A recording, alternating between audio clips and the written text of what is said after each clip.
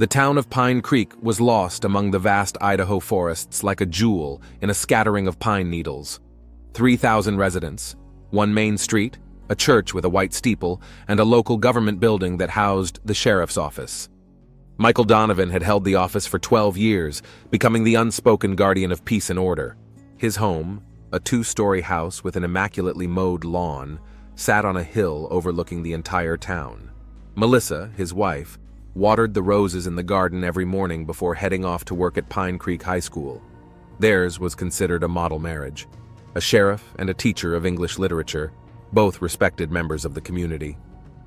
They had no children, which caused quiet gossip behind their backs, but no one dared discuss it openly. September was unusually warm.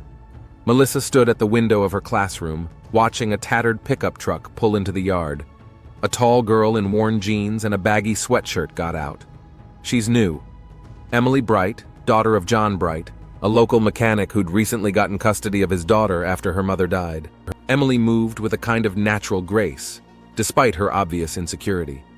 Her long brown hair was carelessly gathered into a ponytail, and her large brown eyes read the wariness of a hunted animal.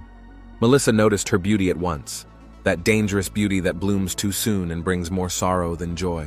In her first class, Emily sat at the last desk, carefully avoiding the gazes of her classmates. Melissa introduced her to the class, noting to herself how the girl flinched at the attention. After class, reviewing Emily's file, she learned the details. Her mother had died of an overdose. Her father had gotten custody after a long legal battle. Her grades were good despite frequent moves. A week after Emily showed up at school, Michael mentioned her for the first time at dinner. As if by the way, while talking about his day, he remarked that he had seen her outside his father's auto shop. Something in his voice made Melissa wary, a subtle note of interest she'd learned to recognize over the years of marriage.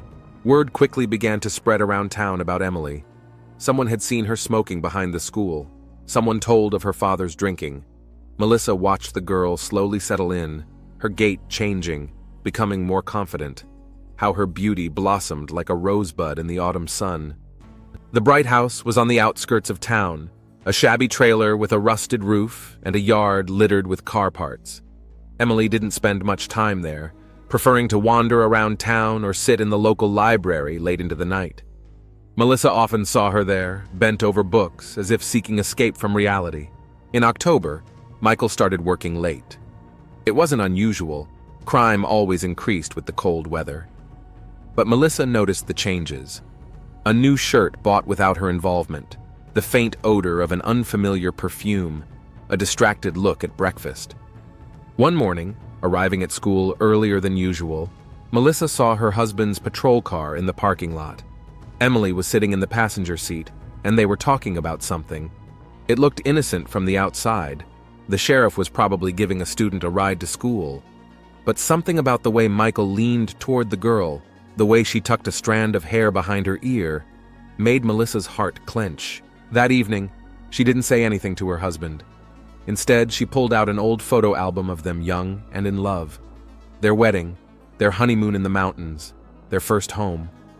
12 years of life together fit into a few dozen pictures.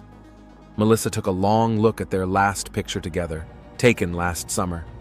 They were smiling for the camera, but even then there was a barely perceptible crack between them. Emily, meanwhile, was making more and more appearances downtown. She was seen at the cafe where Michael was having lunch, outside the police station, in the park where he was making his evening rounds. Random encounters that from the outside seemed exactly random. But Melissa knew her husband too well. She'd seen his face change at the mention of Emily's name, the way he'd become unusually interested in schoolwork. Autumn was slowly taking hold, coloring the leaves scarlet and gold. Pine Creek was preparing for the traditional fall festival, and the anticipation of the festivities was in the air. No one could have guessed that this fall would be the last for one of them. That the quiet town hidden among the forests of Idaho would soon learn what secrets might lurk behind the facade of a prosperous life. The first snow fell in mid-November, covering Pine Creek with a blanket of snow white. Emily was walking down Main Street, leaving footprints in the untouched snow, when a sheriff's patrol car pulled up beside her. It was the beginning, the point of no return from which the lives of 3 people began to move inexorably toward a tragic denouement. Michael offered her a ride home. The car smelled of coffee and tobacco, and the radio was playing. They talked about books. Emily had just finished The Great Gatsby, which they'd been going over in Melissa's class. Her eyes lit up as she talked about tragic love and the impossibility of bringing back the past. Michael listened, oblivious to time, and drove her not to his father's trailer, but to a small cafe on the edge of town. It became their ritual, chance encounters that gradually became less and less chance. Michael would find excuses to show up at school. Emily would accidentally be on his patrol route. They talked, a lot, as if making up for years of silence. He told about his service in the army, about his first years on the police force.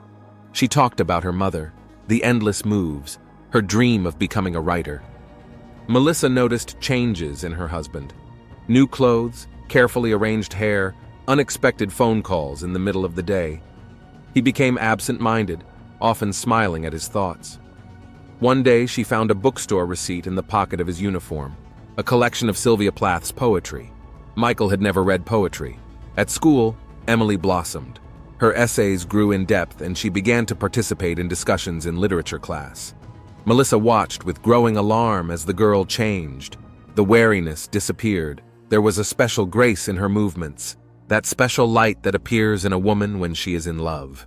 In December, John Bright went into hospital with cirrhosis of the liver. Emily was left alone in the trailer, refusing an offer from social services to temporarily live in a foster home. Michael volunteered to look after her, out of a sense of duty, as he explained to his wife.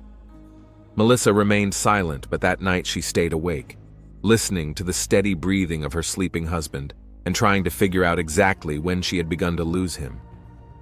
Their first kiss happened on Christmas Eve. Emily was returning from the hospital where she had visited her father. Michael was waiting for her in a patrol car outside the hospital. Snow was falling in large flakes, turning the world into a Christmas card. He just wanted to make sure she was okay. She was crying, tucked into his shoulder, and then their lips met, and reality ceased to exist.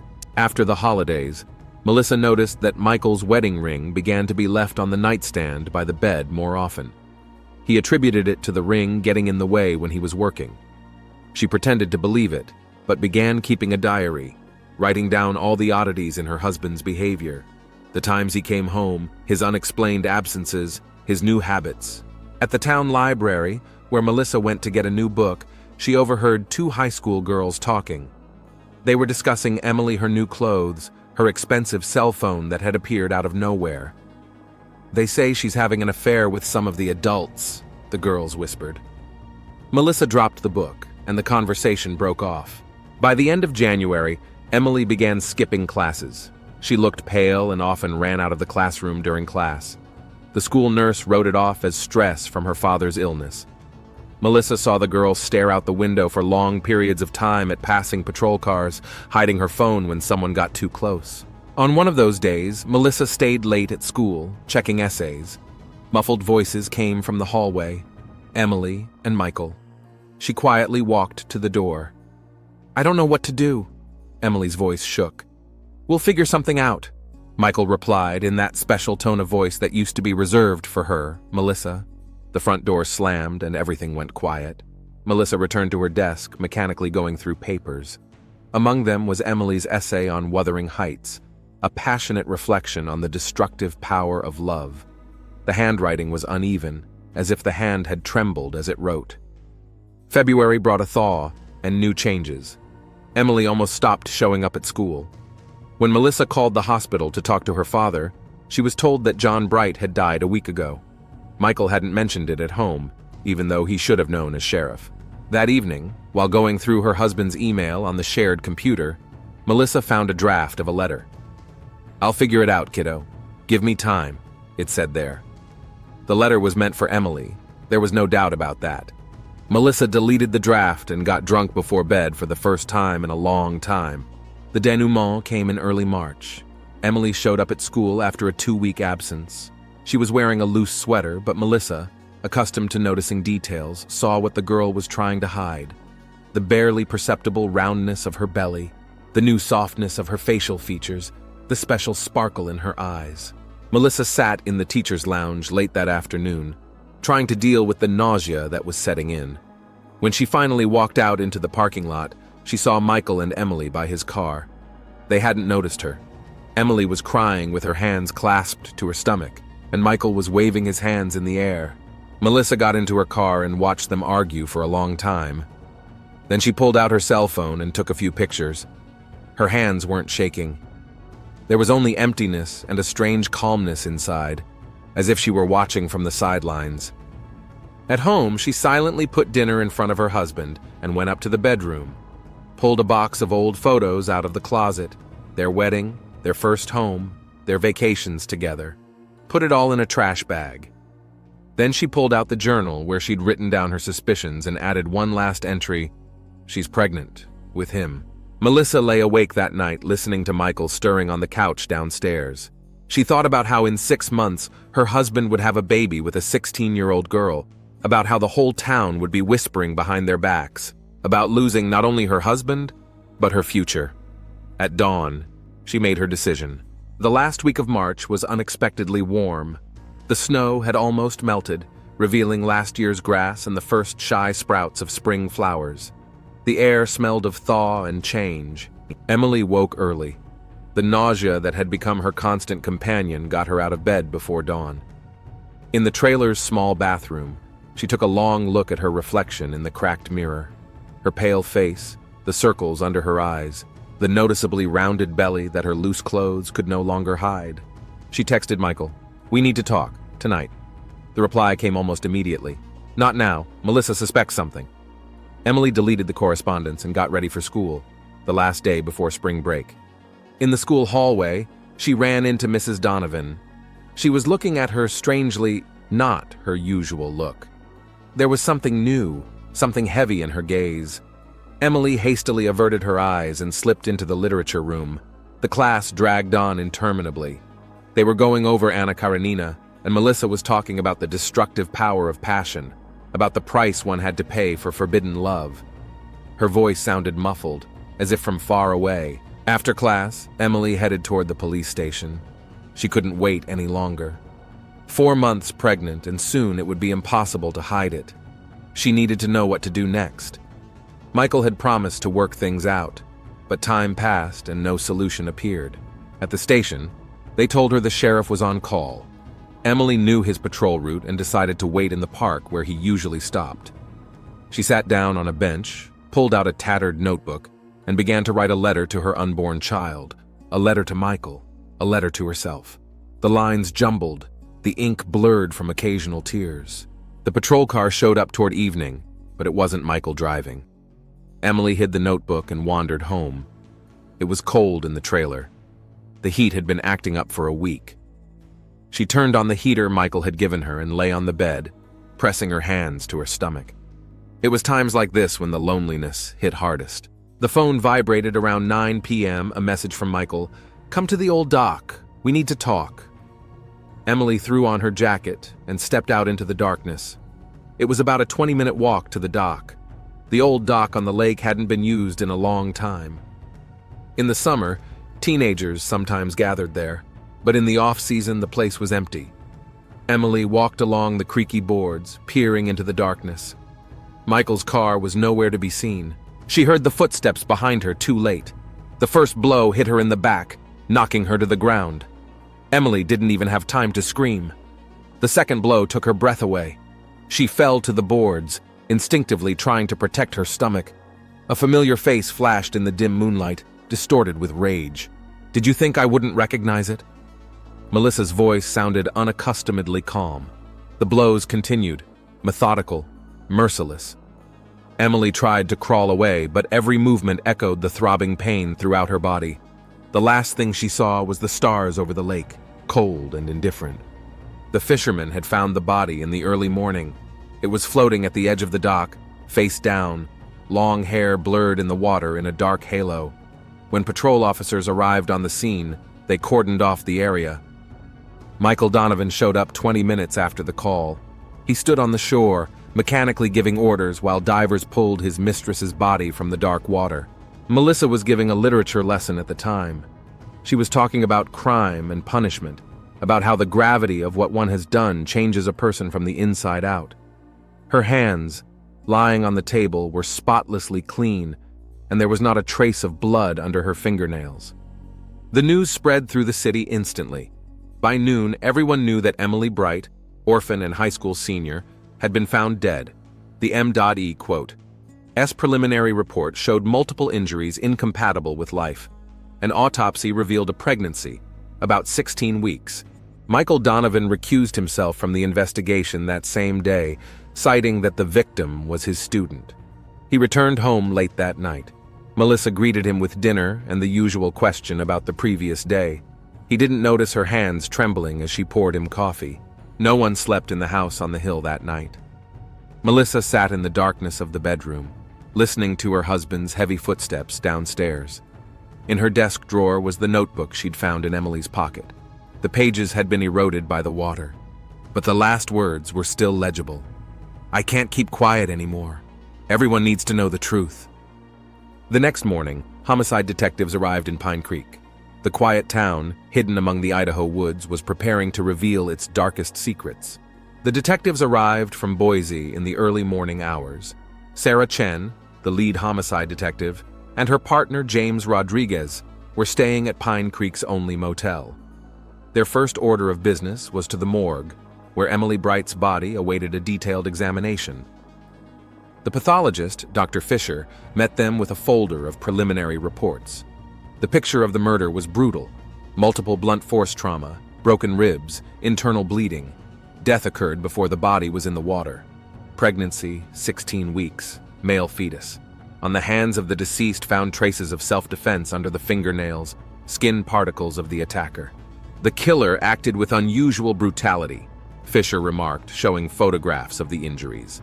Yet the blows were delivered methodically, as if the perpetrator knew exactly what he was doing. Sarah Chen began her investigation by drawing up a timeline. Emily was last seen alive around 9 p.m. when she left the trailer. Her body was discovered at 6 in the morning, 9 hours in which the murder took place, covering up evidence and trying to dispose of the body. Detectives spent all day at the school, interviewing teachers, classmates, going through the victim's file. Melissa Donovan was impeccable, answering clearly to the point. Yeah, Emily was a bright student. No, she wasn't a problem. Pregnancy? She didn't notice. James Rodriguez, reviewing security cameras at the school, noticed Sheriff Donovan's increased visits. He'd been showing up at the school at least twice a week for the past 3 months. Unusual for a town where there were few serious incidents. Interviews with Emily's classmates yielded new leads. 2 of the girls recalled the expensive gifts the deceased had received in recent months. Another mentioned frequent encounters with a man in a patrol car. All of the statements were carefully documented. In Emily's trailer, detectives discovered the first major piece of evidence, a hidden diary. The entries were cut off a week before her death. The last pages were filled with despair. He promised to work things out, but I don't believe promises anymore. The child is growing, soon everyone will know. M says to wait, but his wife has begun to suspect something. Sarah Chen methodically built up the crime scene. A check of calls from the deceased's phone revealed frequent contact with a number registered to the police station. A drill down showed dozens of calls and texts, most late at night or in the evening. Sheriff Donovan agreed to be interviewed without an attorney. He looked exhausted, fiddling with his wedding ring. Yeah, he knew Emily, helped her after her father died, supported her financially. No, he didn't know she was pregnant. His alibi for the night of the murder was corroborated by a patrolman who drove around the suburbs together. But the first inconsistencies in his testimony came to light. A gas station camera recorded his car at 9 p.m., just when, according to him, he should have been on the other side of town. Store receipts confirmed the purchase of an expensive phone and other gifts that appeared to be from Emily. Melissa Donovan was a witness in the case. She was questioned twice, and her testimony didn't change one iota.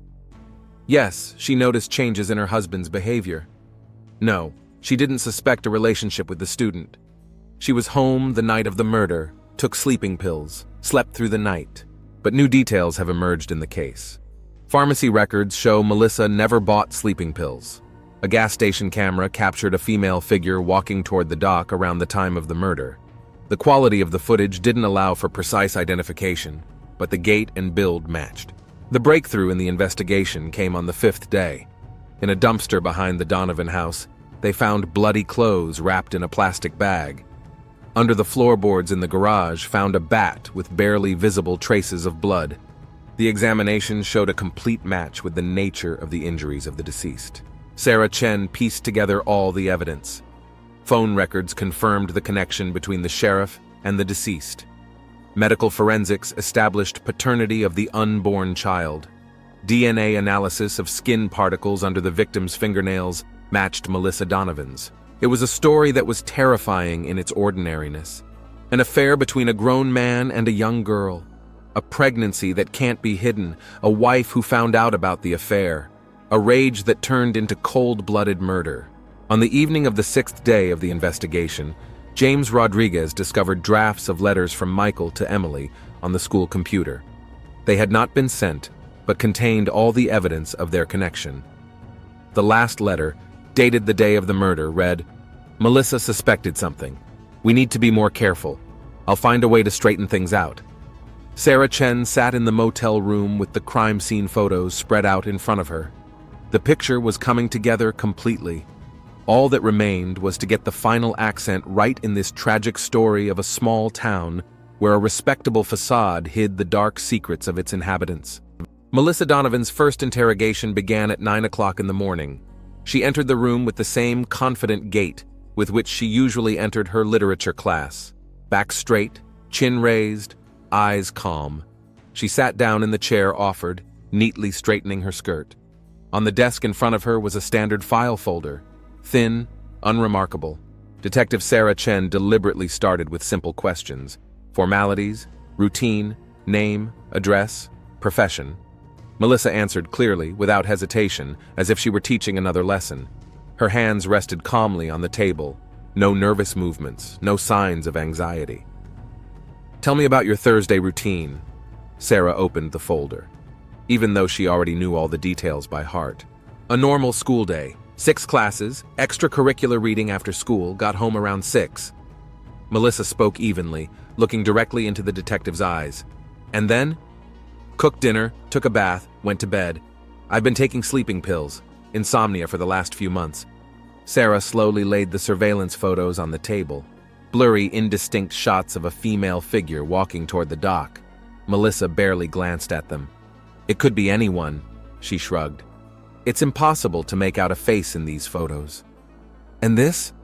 Sarah pulled out the forensic report on the bat found in the garage. "Yeah, I hit her," Melissa said, irritation in her voice for the first time. "We talked, argued. She was provoking me, bragging about her pregnancy. I snapped, hit her a couple times, but she left on her own 2 feet." "A couple times?" Sarah raised an eyebrow. "Maybe 3 or 4. I was furious. I didn't count, but I didn't kill her." The interrogation lasted 6 hours. Melissa didn't change her statement, admitting only a brief altercation but flatly denying murder. Her version was simple. Yes, she found out about her husband's affair with the student. Yes, she lost her temper and fought with the girl. But after their conversation, Emily left alive and relatively healthy.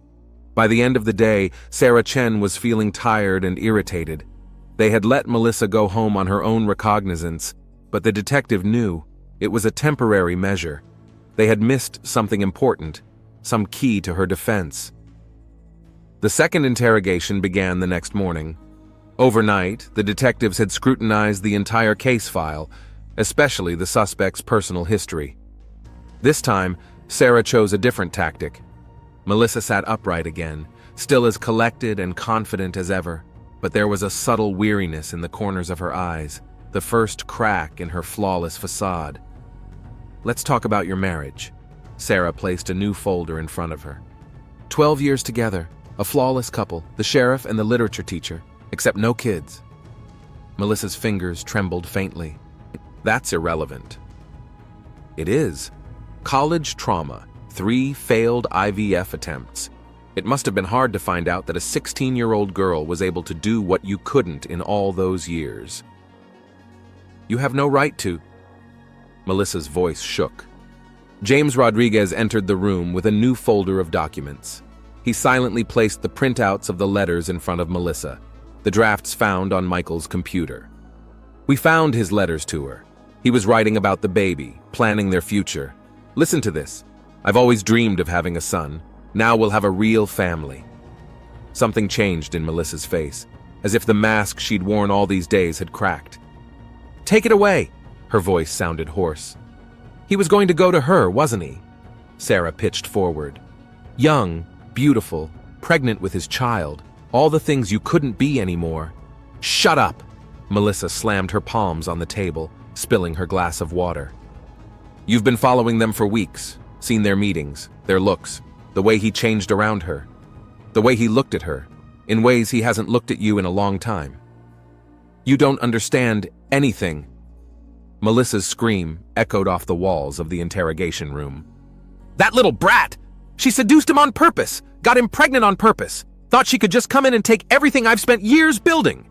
The words came flooding out as if a dam had burst. Do you know how she behaved in class, sitting at the last desk, pretending to be an innocent lamb? And she's the one, and then she'd flirt with him every chance she got. 16 years old. She was old enough to be his daughter. Is that why you lured her to the dock? Sarah asked quietly. Yes, I sent her a text message from his phone. Knew she'd come running. She always came running at his first call like a heathen bitch. Melissa was no longer in control of herself. The rage she'd held back for years bursting out. The first blow was the hardest. She didn't even realize what was happening at first. She kept asking, why? Why? And then she started begging, talking about the baby. Melissa laughed, a hoarse, cackling laugh. About the baby. She had the nerve to talk to me about a baby. I beat and beat until she was silent. Each blow was like a release. 27 blows I counted. Each one got easier. You pushed the body into the water? Yes, watched it sink. The water was black as ink. You know what I felt? Peace, absolute peace, like I'd washed the dirt off my life. Sarah silently turned on the tape recorder that was recording their conversation. Melissa stared at the small device, as if only now realizing what she had said. But there was no remorse in her eyes, just a cold, angry certainty that she was right. I was protecting my family. She straightened in her chair. My marriage, my life. She was a nobody, a dirty little schemer from the trailer park. And me, I'm the sheriff's wife, a respected member of the community. She had no right to take all that away from me. The trial lasted 3 days. The jury listened to witness testimony, examined evidence, looked at crime scene photos. Melissa sat motionless, staring straight ahead. Only when the medical examiner's statement about the fetus was read did her hand involuntarily twitch to her stomach, a gesture that did not escape Detective Chen's attentive eyes. The verdict was unanimous. Life in prison without parole. As the judge read the verdict, Melissa looked not at him but at Michael, sitting in the back row. Their gazes met for a moment and something flashed in her eyes. Perhaps the realization that she had not only taken someone else's life, but had finally destroyed her own. In prison, Melissa reads a lot, mostly classic literature, stories of passion and revenge. She writes letters to her husband, but they return unopened. Sometimes she holds something like a literary circle for other prisoners.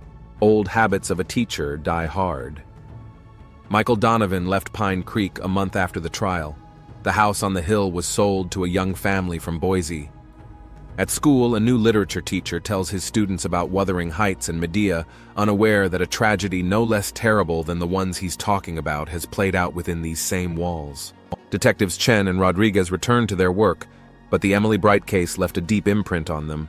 It reminded them that the worst crimes are often committed not in a fit of passion, but with cold calculation, and that behind the mask of respectability can hide a monster capable of the most cruel acts. And the town of Pine Creek continues to live its quiet life, although something subtly changed in its atmosphere.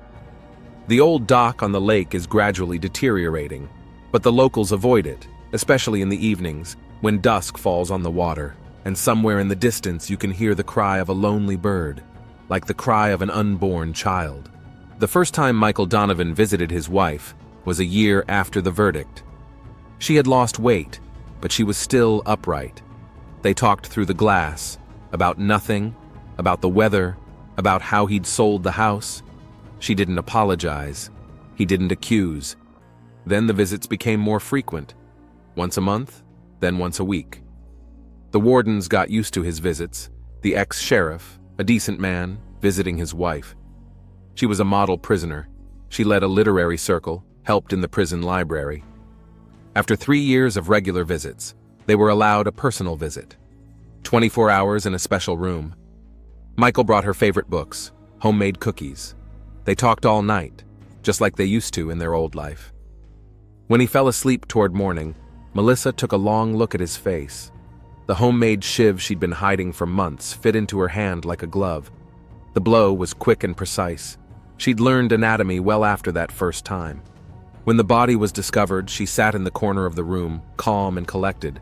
"I only wish I'd done it right after her," she told the guards who entered. "I should have finished what I started. He betrayed me twice. First with her, then by forgiving me for killing her."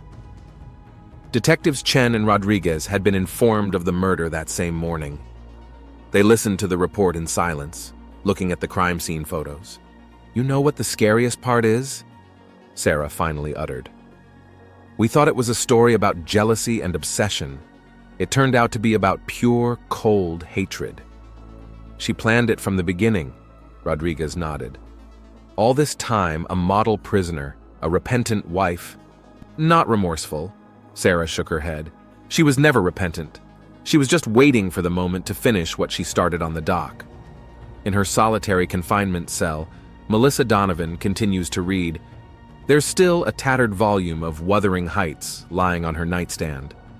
But now she's more likely to reread Medea, the story of a woman who destroyed everything she loved so that no one else could possess it. At the next meeting of the literary circle in prison, she talks about Greek tragedies and smiles, the same smile that once charmed everyone in the small town of Pine Creek. And only in the depths of her eyes is something dark and scary, like the water on the dock the night it all began. Melissa Donovan's case is closed for good, but sometimes at night, Detective Sarah Chen wakes up in a cold sweat, remembering the calm, almost satisfied look in the eyes of a woman who methodically destroyed everything she thought was rightfully hers.